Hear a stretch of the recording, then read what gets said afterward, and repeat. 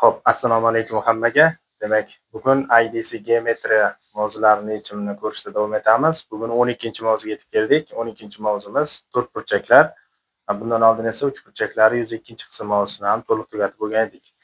Ana endi nazariy qismidan boshlaymiz. Demak, 12-mavzu bizda to'rtburchaklar.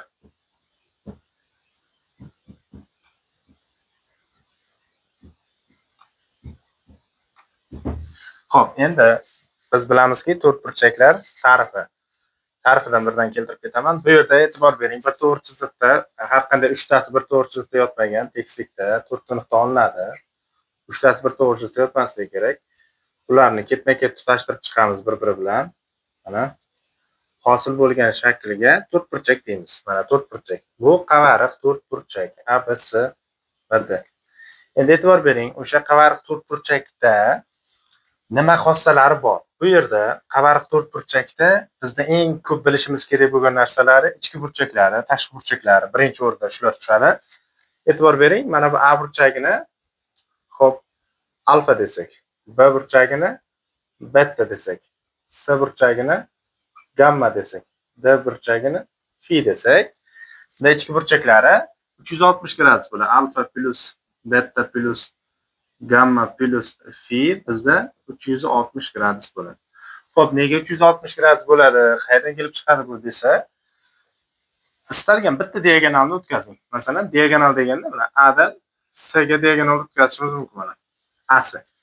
Shunda ichida nechta uchburchak hosil bo'ladi? Ikkita uchburchak. Har bir uchburchaklar ichki burchaklari 180 gradusdan edi. Esingizda bo'lsa, demak, ikkita uchburchakning necha gradus bo'ladi? 360. Har qanday ko'p burchakni ichki burchaklarini necha gradus bo'lishini shu uchburchaklar orqali topsa bo'ladi. Ana endi biz tashqi burchaklarni ham tushuntirib ketamiz. Birdan shu yerda tushuntirib ketaman. E'tibor bering, mana bu A burchak bo'lsa, mana buni davom etkazganimizda mana bu yerda hosil bo'lgan X burchak tashqi burchak bo'ladi. Bunda ham masalan buni davom etkazib yuborsam, mana bu yerda hosil bo'lgan Y burchak tashqi burchak. Buni davom ettirsam, mana bu yerda Z va mana bu yerda X, Y, Z va L deylik, misol uchun. Endi e'tibor bering, X plus Y plus Z plus L. Mana shu 4 ta tashqi burchaklari 360 gradus bo'ladi. Bu nimani bildiradi? To'rtburchakning ichki va tashqi burchaklari yig'indisi bir xil 360 gradus chiqar ekan. Bu bizda birinchi eng muhim qoidamiz. Tushunarli? Ichki burchaklari va tashqi burchaklari. Ana endi ikkinchi tomondan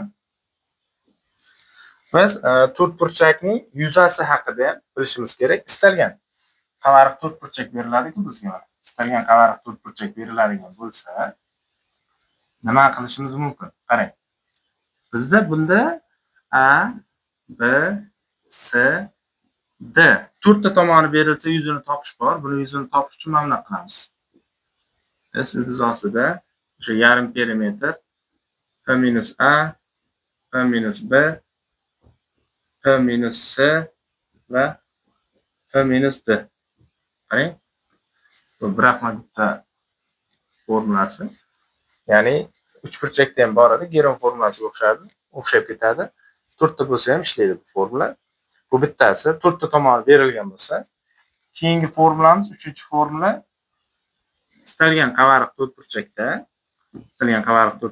diagonallari bo'ladi. Mana bu D1 diagonal bo'lsin. Mana bu D2 diagonal bo'lsin. E'tibor bering. Ikkita diagonal berilganda ular orasida burchak bor.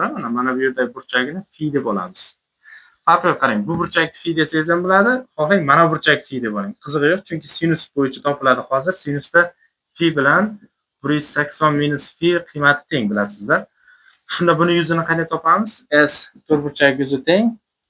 Qarang, 1/2 D1 ko'paygan D2 sinus phi bo'ladi. Tushunarli? Istalgan qavariq to'rtburchak uchun ishlaydi. Bu to'g'ri to'rtburchak bo'lsa ham, kvadrat, romb hammasi uchun parallelogram, trapetsiya farqi yo'q. Keyin yuzalariga oid yana bitta formula bor, 4-formula, e'tibor bering. Istalgan qavariq to'rtburchak berilgan bo'lsa, bizda mana bu va mana bu diagonallar o'tganda S1, S2, S3, S4 yuzalar hosil bo'ladi. Shu 4 ta yuza, uchburchak yuzi hosil bo'ladi. Mana bu qoida o'rinli qarang. S1 ko'paygan S3 teng S2 ko'paygan S4 bo'ladi. Mana bu qoida istalgan qavarq to'rtburchak uchun to'g'ri keladi. Isbot ham bunaqa qiyin emas. Mana shu sensor teramasi orqali topsa bo'ladi. Mana uni phi desangiz, phi deb aytganingizda buni 180 minus phi deb aytasiz. Bu phi bo'ladi. Mana bu 180 minus phi bo'ladida S100 ni mana buni A, B, C, D deb topasizda. S100 A, B sinus phi bo'ladi 1/2. S200 1/2, B, C sinus phi, D, C bu A D. Keyin proporsiya ko'paytirganda teng chiqib qoladi. Tushunarli? Bir xil chiqib qoladi. Ya'ni A, C, B da A, C, B da bo'lib qoladi. Shunda yuzalar ham ko'paytmasi tenglik kelib chiqadi. 1/2 sinus philar qisqarib ketadi. Bu 4-formula. Ana endi bizda yana qanday formulalar bor? Xo'p. Bizda bilamizki, to'rtburchaklar ham bor, mana. To'rtburchaklar bor. To'rtburchaklar. Mana to'rtburchak. Qarang, to'rtburchakda bitta zo'r xossa bor. Mana bular 90 gradus bo'ladi, bilasizmi? To'rtburchakda. Bular 90 gradus. To'rtburchakning istalgan ichidan olingan nuqta. Tashqaridan olishingiz ham mumkin, farqi yo'q. Keling, men ichkaridan olaman hozir. Mana shu yerda olingan bitta nuqtada uning uchlarigacha bo'lgan masofalar, qarang. Mana uchlarigacha bo'lgan masofalar. Bu x bo'lsa, bu y bo'lsin, bu m bo'lsa, bu n bo'lsin. Qanday formula desangiz, mana shu tomonlarni topish bo'yicha x kvadrat tomon deb mana. Shu kesmalar oid formula bor. X kvadrat plus y kvadrat teng m kvadrat plus n kvadrat. Mana bu Pifagordan keltirib chiqarsangiz ham bo'ladi, koordinatalardan keltirsangiz ham bo'ladi, farqi yo'q. Bu formula ham ko'rdim, tushar ekan, shu savolda ham bilib oling. Xo'p, bundan keyin yana nima bor? Xo'p, bizda to'rtburchaklarga oid bu formulani aytdik. Yuzalarga oid formulani aytdik. To'rtburchak bilan diagonallar ularni bilamiz. Endi to'rtburchak yuzini topishni o'rgatish shart emas, menimcha AB bo'ladi, uni hamma biladi. Xo'p, demak, to'rtburchaklarga oid savollar mana shular. Shularni yaxshilab bilib olsak, keyin uchburchakka oid hamma formulani ishlatsa bo'ladi bu mavzuda. Masalan, istalgan to'rtburchakda bitta diagonal o'tkazsangiz uchburchak hosil bo'ladi. Uchburchak hosil bo'ldi degani, siz endi uni uchburchak bo'yicha ham ishlasangiz bo'ladi degani. Ya'ni to'rtburchaklarda bitta diagonal ikkita uchburchak hosil qiladi.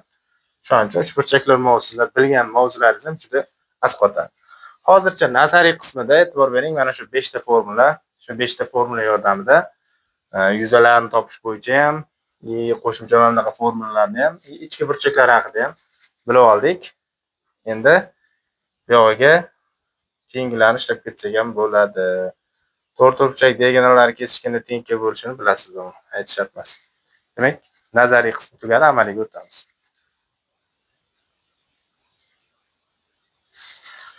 Xo'p, demak, bu yerda e'tibor bering. Men hozir tanlab 12 ta misol oldim. Hozir 10 tasini yozib oldim. Yechimlarni ko'rib ketamiz. Bu yerda birinchi savolga e'tibor bering. Qavarq to'rtburchak berilgan, ichki burchaklarini yozib chiqqanda o'shanda x so'rayapti. Ichki burchaklar hammasi yig'indisi bizda 360 ligini bilamiz. Qarang, x plus y ga 3x qo'shamiz, 4x plus 20. Bu ikkalasini qo'shadigan bo'lsak, 4x plus 200 bo'ladi. Barobar 360. 4x barobar 160 bo'ladi. X barobar 40 gradus ekanligini topib olamiz. Mana x topildi 40 gradus. 7-savolda ham xuddi shunday. Bizda qavarq to'rtburchak berilganda 3 ta tomoni teng. Ikkita burchagiga 80 bilan 60 lik berilganda x so'rayapti. Qarang, nima qilamiz? Bu yerda mana bu ikkalasini shunday birlashtiraman. Bu ikkala teng yonli va bitta burchak 60 bo'lganda mana burchaklar ham 60 bo'ladi. Bu ham 60 bo'ladi, mana bu ham 60 bo'ladi. Yetmaganiga bu bilan bular teng bo'ladi. Bu ikkovi ham teng bo'lib qoladi keyin. 80 bo'lsa, mana bu ham 80 bo'ladi. Bu 80 bu necha bo'ladi ikkalasi? 160, mana bu joy 20 bo'lishi kerak, to'g'rimi? Endi 20 ga 60 qo'shsa o'sha x ni beradi-da. Bizda x teng 20 gradus plus 60 gradus. Javobi bu 80 gradus ekanligini bilib olasiz. 12-savolda diagonallarini alohida qilib bergan. 4, 7, 6, 3 umumiysi kerak bizga. D1 diagonal uzuni necha? 11.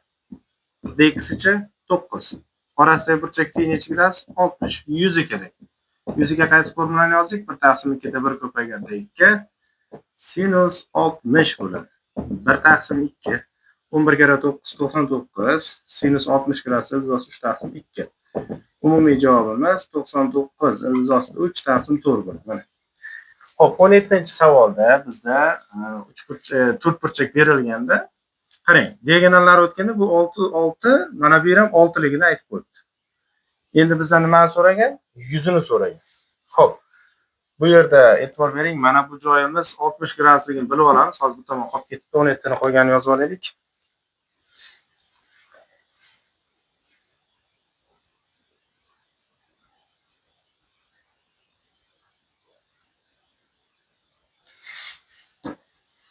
Demak, mana bu joyi 4 ekan, mana bu joyi 8 ekan.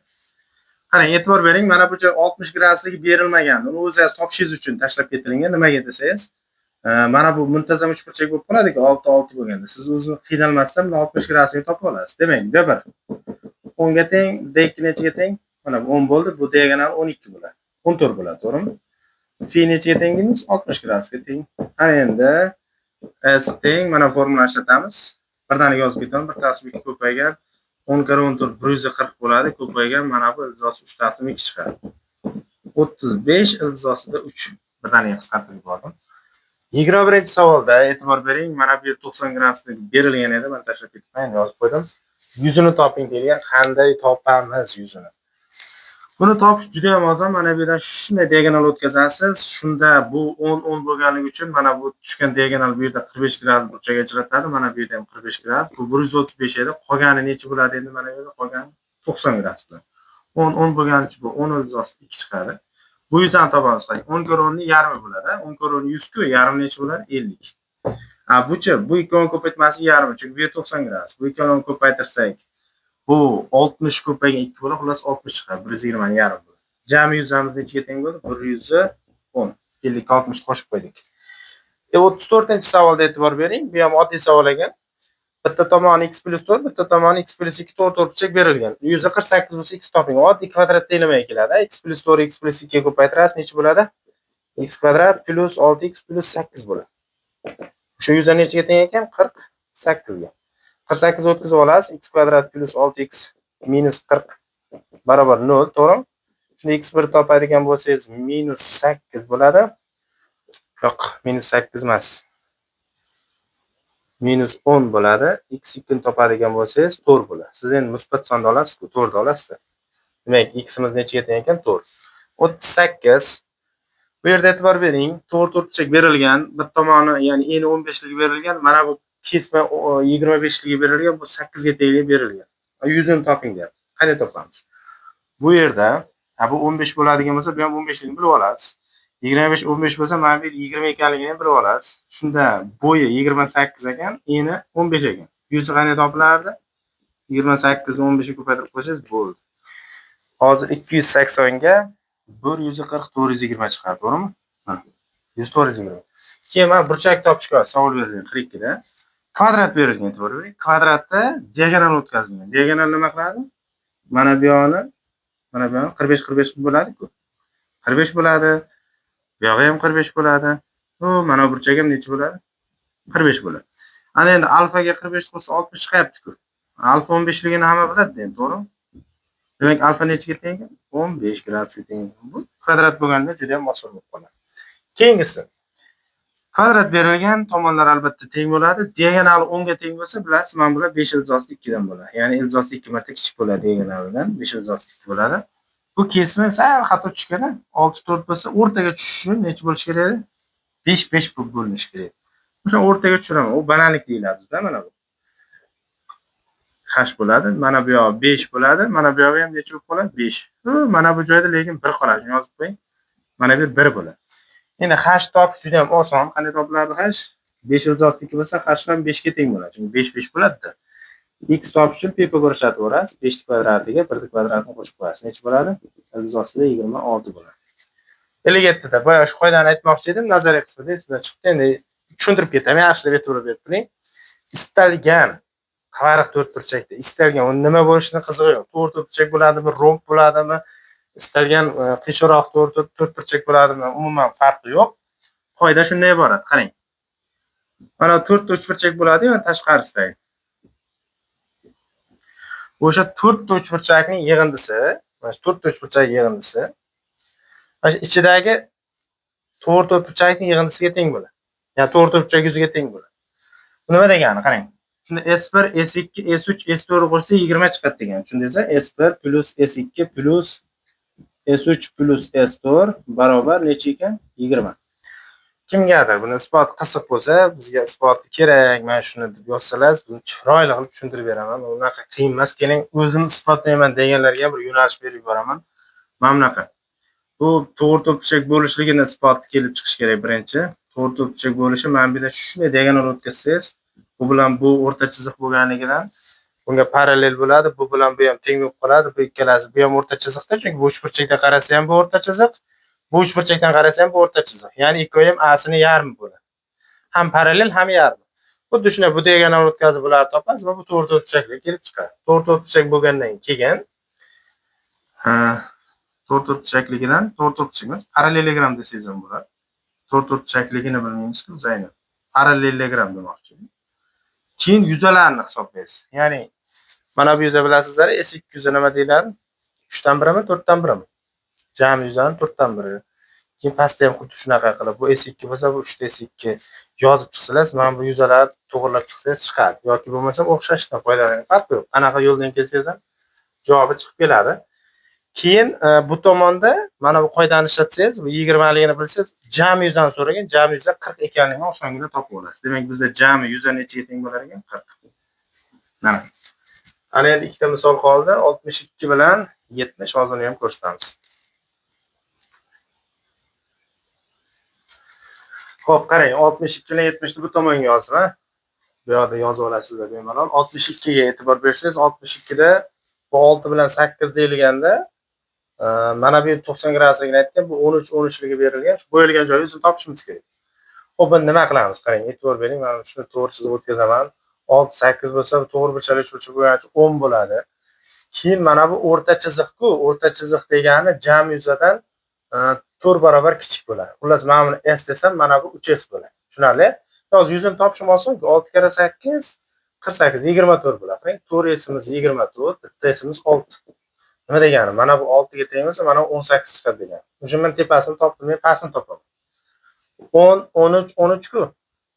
Keling, bundan ham bitta balandlik tushirib yuboray. Men bu yerda bunaqa balandlik tushiraman. O'sha tushgan balandlik bu 5 bo'lsa, bu 13 bo'lsa, mana bu 12 bo'ladi.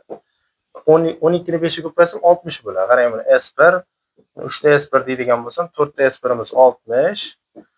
Xo'p, S1imiz 15 bo'ladi. Bu degani mana bu 15 ga teng, mana bu 45 ga teng degani.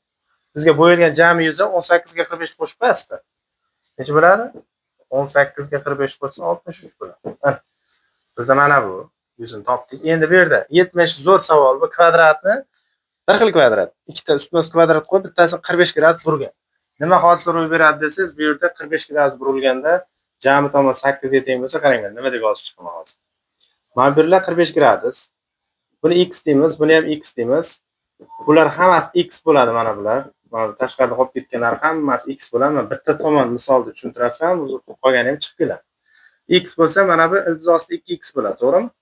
Mana bu ham ildizosi 2x bo'ladi. Mana bu x. Qarang, bitta tomon 8 ga teng. Unda bitta tomon nimaga teng bo'ladi? X qo'shilgan x 2x plus ildizosida 2ximiz jami nechaga teng bo'ladi? 8 ga teng. Shunda x topadigan bo'lsam, 8 taqsim 2 plus ildizosida 2. Irratsionallikdan qutqaradigan bo'lsam, 4 2 minus ildizosida 2 bo'lib qoladi. Bitta ximiz. Ki kvadrat yuzda mana bu kichkina 4 ta kvadratcha yuzini aytib tashlaman. Bitta kichkina kvadratchani yuzi s shtrix deb yoza qo'ying. X kvadrat taqsim necha bo'ladi? 2 bo'ladi. X kvadrat mana bu kvadrati bo'ladi. 16 ko'paygan 4 6 minus 4 ildizosida 2 taqsim 2. Ular qisqarib ketadigan bo'lsa 8 6 minus 4 ildizosida 2 qoladi. Bu bittasi. Endi kvadrat yuzi 8 kira 8 64 ku. Mana bu 64 dan ayirib tashlaymiz. Mana shundan 4 dan. Necha bo'ladi bundan 4 tasi? 32 bo'ladi. Xo'p, mana bu 32 bo'ladi. 32 ni ichkariga ko'paytirsak 192 plus 128 ildizosida 2 bo'ladi. Buni bilan ayirib tashlaydigan bo'lsangiz 128 ildizosida 2 minus 128 bo'lib qolar ekan. Bu degani 128 ko'paygan ildizosida 2 minus 1 degani mana javob. Demak, tushunarli bo'ldi degan umiddaman. Qaysidir joyini tushunmay qolayotgan bo'lsangiz yoki bo'lmasam formulalar tushunarsiz bo'layotgan bo'lsa, yozib qoldiring, yaxshiroq tushuntirib beramiz. mana shu mavzuni tugatib qo'yishga harakat qiling. Keyingi darsimiz 13-mavzu bo'ladi. Biz Telegramda ham, Instagramda ham kuzatib borishni esingizdan chiqarmang. Obuna bo'lib qo'ying albatta va geometriya o'rganayotganlarga tashlab qo'ying. Yaqinda DTM imtihonlari bo'ladi. Juda ham kerakli mavzular. Rahmat.